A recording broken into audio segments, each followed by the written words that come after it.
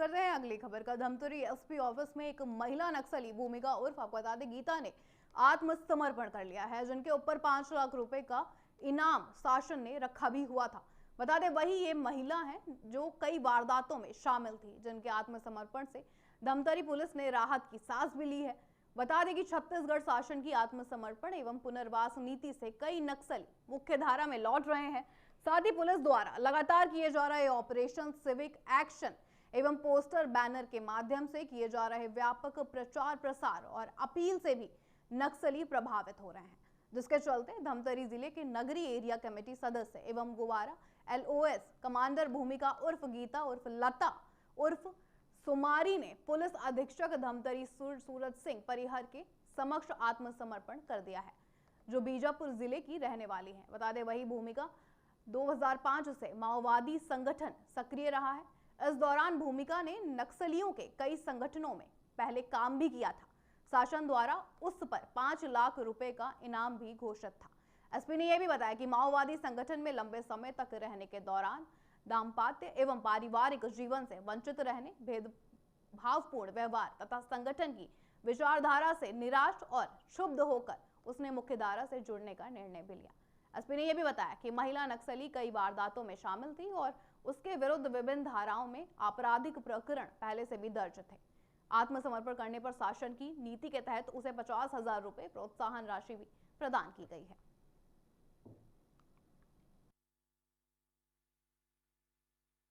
लगातार civic action किए जा रहे थे और इसके अलावा ऑपरेशन भी डीआरजी बारंबार निकल रही थी, जिसके फलस्वरूप एक दबाव और प्रोत्साहन का एक मिश्रित वातावरण तैयार हुआ, जिसके क्रम में आज ये 5 लाख की इनामी नक्सली भूमिका उर्फ गीता उर्फ लता उर्फ सोमारी इन्होंने आत्मसमर्पण किया है पुलिस के समक्ष। ये नगरी एरिया कमेटी सदस्य के रूप में कार्यरत थी और गोबरा LOS कमांडर भी है। तो इसके अतिरिक्त शासन की जो पॉलिसी है आत्मसमर्पण नीति, उसके बहुत सारे जो प्रावधान है उनसे प्रभावित हुए लोग। सिविक एक्शन में लगातार पंफलेट, बैनर, पोस्टर इत्यादि लगाए जा रहे थे और उससे भी प्रभावित हुई। प्लस नक्सली संगठन में जो विभिन्न तरह के भेदभाव रहते हैं, विभिन्न तरह की जो मानवाधिकार से वंचित रहना पड़ता है और वहाँ की जो बर्बरतापूर्ण जो कई सारी कंडीशन रहती हैं, उससे क्षुब्ध होकर के, उससे मोहभंग होकर के भी इसने आत्मसमर्पण किया है और मुख्य धारा में जुड़ने का निर्णय लिया है। तो भूमिका जो है ये पहले कई सारे घटनाओं में भी शामिल रही है। ये 2005 में जो है ये माओवादी संगठन में शामिल हुई। 5 से 10 तक ये प्लाटून 1 में रही है। ये बीजापुर की निवासिनी है और 2010 में ये उड़ीसा राज्य कमेटी में स्थानांतरित होकर विभिन्न कमेटियों में सक्रिय रही है। 2011 से 2019 तक ये CCM संग्राम की गार्ड भी रही है। 2019 से 23 तक सीनापाल एरिया कमेटी में ACM रही है और 2023 में गोबरा LOS कमांडर के रूप में इसने ज्वाइन किया था। वर्तमान में आपको पता ही है कि भारी दबाव और भारी कार्रवाइयों के फलस्वरूप जो है नगरी और सीता नदी एरिया कमेटी वगैरह मिलकर के एक छोटा गुट के रूप में चल रहे थे, तो उसमें ये भी शामिल थी। इसके आने के बाद अब वहां पे 4 हथियारधारी नक्सली और बचे हुए हैं। ये जो कुछ घटनाओं में शामिल रही उनका विवरण यहाँ देना प्रासंगिक रहेगा। 2010 में उड़ीसा के पड़कीपाली जिला महासमुंद के पास है ये में हुई मुठभेड़ में 8 नक्सली मारे गए। इस दौरान एक ग्रामीण की मृत्यु हो गई, एक नक्सली लापता हो गया, उसमें ये शामिल थी। 2014 मैनपुर के मोतीपानी जंगल में भी मुठभेड़ में शामिल रही, जिसमें कोई जानहानि नहीं हुई। 16 में नोआपाड़ा में कमलावाड़ी जंगल में मुठभेड़ में शामिल रही। अगली बड़ी खबर आ रही है शक्ति जिले से। बता दें जहां कलेक्टर जनदर्शन में आमजनों की समस्याएं सुनी गई हैं। दूर दराज से पहुंचे लोगों ने अपनी विभिन्न समस्याओं को लेकर आवेदन प्रस्तुत किए थे। शक्ति जिला कार्यालय आयोजित कलेक्टर जनदर्शन में कलेक्टर एवं जिला दंडाधिकारी अमृत विकास तोपनो ने जिले के अलग अलग क्षेत्रों से आए नागरिकों की समस्याएं गंभीरता से सुनी। आज के दर्शन में आपको बता दें कुल 25 आवेदन प्राप्त हुए, जिनमें प्रधानमंत्री आवास, किसान पोर्टल, राजस्व प्रकरण, नौनी सुरक्षा योजना, स्वरोजगार, ऋण, विद्युत खंबा हटाने, शौचालय निर्माण सहित विभिन्न विभागों से संबंधित समस्याएं शामिल थी। कलेक्टर ने सभी प्राप्त आवेदनों को कलेक्ट्रेट सभाकक्ष में उपस्थित संबंधित विभागीय अधिकारियों को सौंपते हुए आपको बता दें यथाशीघ्र और नियमानुसार त्वरित निराकरण करने के निर्देश भी दे दिए हैं। जनदर्शन में प्राप्त सभी आवेदनों का प्राथमिकता से निराकरण किया जाएगा। इस दौरान जिला पंचायत सीईओ श्री वासु जैन, अपर कलेक्टर वीरेंद्र लकड़ा सहित विभिन्न विभागों के अधिकारी वहां पर उपस्थित भी रहे हैं। गौरतलब है कि आम नागरिकों की समस्याओं के शीघ्र समाधान के उद्देश्य से कलेक्ट्रेट कार्यालय में प्रत्येक मंगलवार जिला स्तरीय जनदर्शन का आयोजन किया जा रहा है।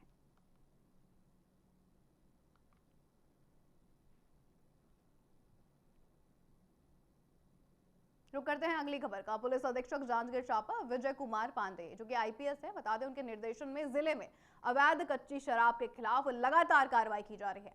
इसी क्रम में आपको बता दें थाना नवागढ़ पुलिस ने ग्राम कटौद में बड़ी छापेमारी कार्रवाई को अंजाम दिया है। नवागढ़ पुलिस की टीम ने ग्राम कटौद में अवैध रूप से कच्ची महुआ शराब बनाए जाने की सूचना पर दबिश दी है। छापेमारी के दौरान आपको बता दें मौके से लावारिश हालत में 300 लीटर अवैध कच्ची महुआ शराब बरामद की गई है। इसके साथ ही अलग अलग 8 ड्रम में भरा भारी मात्रा में महुआ लहान भी मौके पर मिला, जिसे पुलिस द्वारा वहीं नष्ट कर दिया गया। कार्रवाई के दौरान शराब बनाने में उपयोग किए जाने वाला सिल्वर का बर्तन भी मौके से बरामद किया गया है, जिसे पुलिस ने जब्त कर लिया है।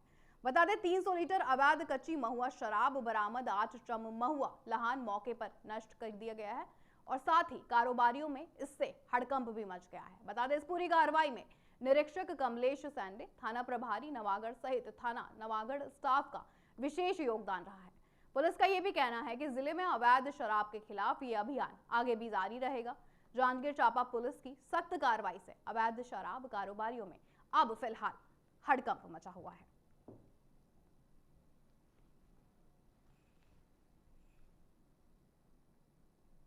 मानवता को शर्मसार कर देने वाली एक खबर छत्तीसगढ़ के बलरामपुर से आ रही है। बता दें जहां चंद मटर की फलियों के लिए मासूम बच्चे को ऐसी सजा दी गई जिसे देखकर किसी का भी कलेजा फट जाए। बता दें मामला है राजपुर थाना क्षेत्र के ग्राम लडुआ का। यहां के कुछ रसूखदारों ने खेत से मटर तोड़ने के मामूली आरोप में छोटे बच्चों को बंधक बना लिया। आपको बता दें अमानवीयता की सारी हदें पार करते हुए आरोपियों ने बच्चों के हाथ पैर बांधे और फिर बेरहमी से उनकी पिटाई की। हैरानी की बात यह रही कि आरोपी यही नहीं रुके, उन्होंने इस पूरी प्रताड़ना का वीडियो भी बनाया और उसे सोशल मीडिया पर वायरल कर दिया। वीडियो वायरल होते ही इलाके में भारी आक्रोश भी देखने को मिल रहा है। ये सीधे तौर पर बाल अधिकारों का गंभीर उल्लंघन और सामाजिक पतन का प्रमाण भी है। बता दें घटना के बाद पीड़ित बच्चों के पिता ने थाने में शिकायत दर्ज कराई है। पुलिस ने मामले की गंभीरता को देखते हुए जांच शुरू भी कर दी है और वीडियो के आधार पर आरोपियों की पहचान भी लगातार की जा रही है। साथ ही आपको बता दें प्रशासन ने दोषियों पर कड़ी से कड़ी कार्रवाई का आश्वासन भी परिवार को दिया है।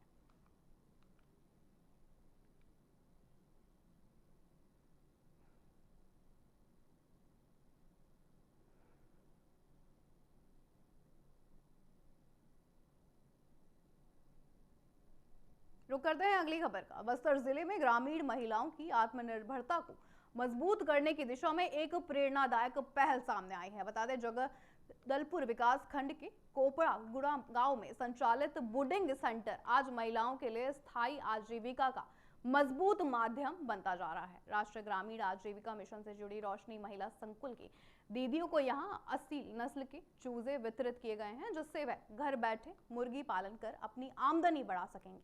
बता दें कोपागुड़ा गांव में संचालित ये बुडिंग सेंटर ग्रामीण महिलाओं को स्वरोजगार से जोड़ने का सफल मॉडल बनकर उभरा है। एकीकृत कृषि क्लस्टर योजना के तहत आपको बता दें यहां से तीसरे बैच के रूप में असील नस्ल के चूजों का वितरण किया गया है। इस दौरान रोशनी महिला संकुल की 18 दीदियों को चूजे दिए गए ताकि वह अपने घर से ही मुर्गी पालन कर आत्मनिर्भर बन सके। स्थानीय जलवायु के अनुकूल और बेहतर रोग प्रतिरोधक क्षमता वाली असील नस्ल महिलाओं के लिए आय का भरोसेमंद साधन बन रही है। कार्यक्रम में NRLM से जुड़ी संस्था प्रदान के प्रतिनिधि भी आपको बता दें संकुल पदाधिकारी CRP और पशु सखियों ने महिलाओं को तकनीकी जानकारी भी प्रदान की है।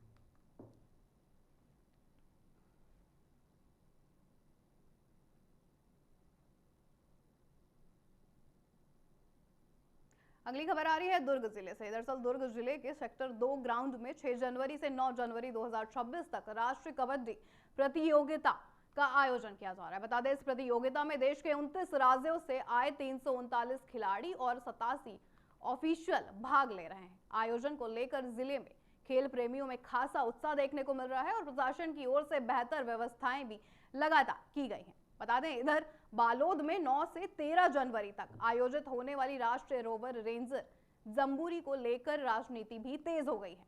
कांग्रेस ने जम्बूरी से जुड़े कार्यों के टेंडर में भ्रष्टाचार के अब आरोप लगा दिए हैं। इन आरोपों पर प्रतिक्रिया देते हुए छत्तीसगढ़ के शिक्षा मंत्री गजेंद्र यादव ने इस पूरी तरह इसे निराधार बताया है।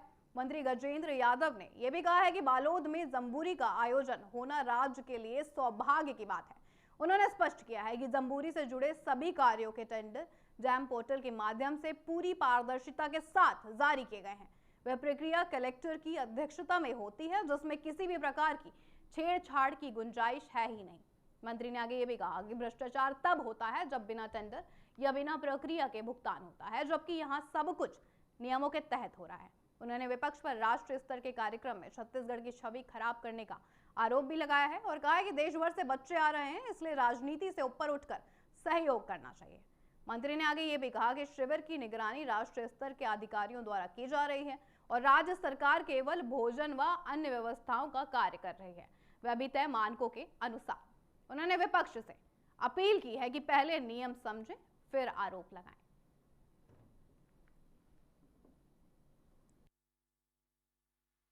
69वीं राष्ट्रीय खेल प्रतियोगिता का मेजबानी छत्तीसगढ़ को मिला और भिलाई को मिला। ये सबके सौभाग्य की बात है और सभी खिलाड़ियों को मैं स्वागत करता हूँ, अभिनंदन करता हूँ और उनके उज्जवल भविष्य की कामना भी करता हूँ। जो बालोद में एक जम्बूरी होने जा रही है और जम्बूरी को लेकर के भूपेश बघेल ये आरोप लगा रहे हैं कि 5 करोड़ का काम बिना टेंडर के दे दिया गया। इतना ही नहीं, एसीबी और ईओडब्ल्यू को उन्होंने शिकायत भी कर दी। कुछ बोलेंगे कि देखिए, स्काउट गाइड का एक जैसे खेल है, यहाँ पे साल भर का इनका प्रोग्राम रहता है, इनका सब कुछ तय रहता है। वैसे ही स्काउट गाइड अपनी एक संस्था है जो खुद काम करती है। अभी नेशनल जम्बूरी उन लोगों ने आगरा में किया है, 10 दिसंबर नेशनल जम्बूरी लखनऊ में किया है और 10 दिसंबर को उनका समापन था। और ये जो नेशनल लेवल का रोवर रेंजर समागम था वो पहले से तय था। 3 महीना पहले एक चिट्ठी भारत स्काउट गाइड छत्तीसगढ़ को आया और उन्हें एक उनका खुद का इपिक टेंट होता है, छोलदारी होता है और बहुत सारी व्यवस्थाएं हैं जो उनके अनुरूप, उनके मापदंड से, उनके हिसाब से होता है। और उसकी चिट्ठी उन्होंने बकायदा छत्तीसगढ़ के भारत स्काउट गाइड को लिखा था। दोनों के बीच में उस बात को लेकर अनुबंध भी हुआ और पिछले 3 दिसंबर से नेशनल के जो डिप्टी डायरेक्टर हैं उनके द्वारा एक सर्विस कैंप वहाँ पे चल रहा है और सर्विस कैंप में जो उनके नाम से उनके देखने में काम हो रहा है। छत्तीसगढ़ का जो काम है, जो भोजन और अन्य व्यवस्थाएं हैं, जो टेंट जम्बूरी चालू होने के बाद होगी, उसका जेम के द्वारा, आप सब समझते हैं जेम पोर्टल में जब टेंडर होता है उसमें किसी प्रकार का कोई छेड़खानी नहीं हो सकता। और जेम पोर्टल कलेक्टर के अध्यक्षता में वहाँ पे जेम पोर्टल में टेंडर अपलोड हुआ है, उसमें किसी प्रकार कोई भी भ्रष्टाचार की गुंजाइश नहीं है। जो ये आरोप लगा रहे हैं सिर्फ मिथ्या आरोप लगा रहे हैं, सरकार को बदनाम करने का आरोप लगा रहे हैं। मेरा केवल यही आग्रह है कि नेशनल, चूंकि हम यहाँ जिस नेशनल के बच्चे आए हैं वैसे पूरे देश भर के और श्रीलंका से बच्चे आ रहे हैं। बेवजह छत्तीसगढ़ का मान नाम खराब करने में सरकार से आपकी दुश्मनी हो सकती है, लेकिन छत्तीसगढ़ के बच्चों का आप नाम ना खराब करें, मेरा आग्रह है। 5 करोड़ का काम बिना टेंडर के दे दिया गया, सच है क्या? वो 5 करोड़ का ही तो जेम पोर्टल से हुआ है, जो छत्तीसगढ़ के हिस्से पे जो टेंडर होना था, जो काम छत्तीसगढ़ का था वो जेम पोर्टल से छत्तीसगढ़ गवर्नमेंट ने बकायदा जो नाम से उन नाम के हिसाब से। छत्तीसगढ़ के जनकपुर से एक बेहद चौंकाने वाली खबर सामने आई है, जहां एक महिला की सनकी करतूत ने सनसनी फैला दी है। आपको बता दें, स्कूल से घर लौट रही एक नाबालिग छात्रा को बीच सड़क पर रोककर एक महिला ने उसके साथ जमकर मारपीट की है। इस हमले में छात्रा का चेहरा बुरी तरह से जख्मी हो गया। मिली जानकारी के मुताबिक विवाद की वजह बेहद हैरान करने वाली है। बता दें, हमलावर महिला का दावा है कि छात्रा उसके पति से बातचीत करती थी। इसी बात को लेकर महिला ने अपना आपा खो दिया और उसे सरे रहा छात्रा पर टूट पड़ी। बता दें, महिला ने छात्रा को इस कदर पीटा है कि उसके चेहरे पर नाखूनों से हमले के गहरे निशान भी आए हैं। हैरानी की बात यह भी है कि मौके पर मौजूद राहगीरों ने बीच बचाव की कोशिश भी की, लेकिन महिला का गुस्सा शांत नहीं हुआ और वह लगातार नाबालिग को पीटती रही। घटना की सूचना मिलते ही जनकपुर पुलिस तुरंत मौके पर पहुंची और आरोपी महिला को हिरासत में लेकर थाने ले गई। हालांकि पुलिस का भी ये भी कहना है कि अब तक पीड़ित छात्रा, उसके परिजनों की ओर से कोई भी लिखित शिकायत दर्ज नहीं कराई गई है।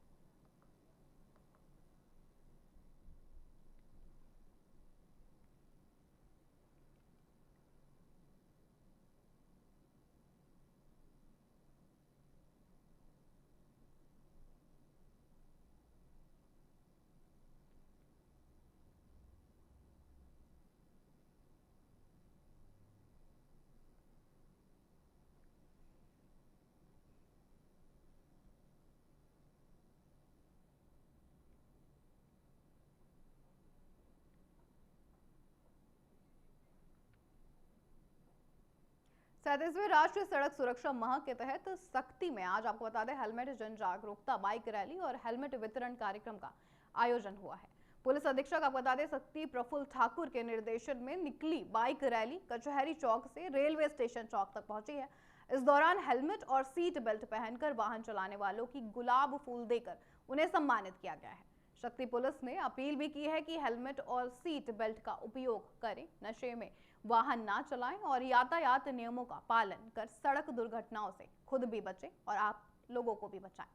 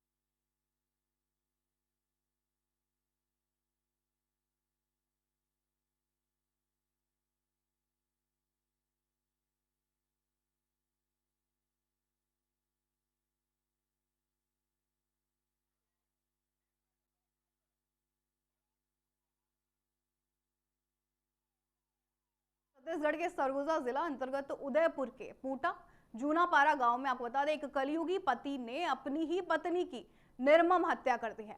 आरोपी पति इंदौर साय मजुवार ने आपको बता दें शराब के नशे में धुत होकर अपनी पत्नी पर लाठी डंडों से ताबड़तोड़ वार किए, जिससे उसकी मौके पर ही मौत हो गई। ग्रामीणों के अनुसार आरोपी अक्सर नशे में अपनी पत्नी और बच्चों के साथ मारपीट करता था।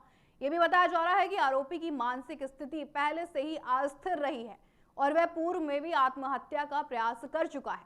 बता दें घटना के बाद पड़ोसियों ने तुरंत उदयपुर पुलिस को सूचना दी। पुलिस ने तत्परता दिखाते हुए आरोपी को हिरासत में ले लिया है और उससे पूछताछ लगातार जारी है।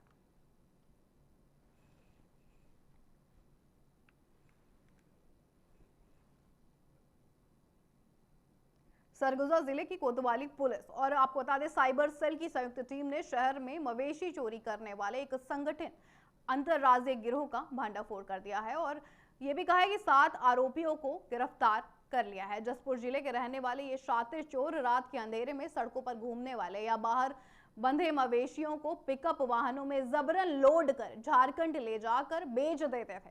4 जनवरी की रात एक सतर्क नागरिक की सूचना पर पुलिस ने रनपुर खुर्द के पास आपको बता दें घेराबंदी कर इन आरोपियों को रंगे हाथों पकड़ा है, जिनके कब्जे से 6 मवेशी, 12,750 रुपए नकद और चोरी में प्रयुक्त 3 पिकअप वाहन भी जब्त हुए हैं, जिनकी कुल कीमत करीब 30 लाख रुपए आंकी गई है। बता दें गिरफ्तार आरोपियों में अजहर खान और जुनैद आलम जैसे आदतन अपराधी भी शामिल हैं, जिनके खिलाफ पहले भी तस्करी के मामले दर्ज थे।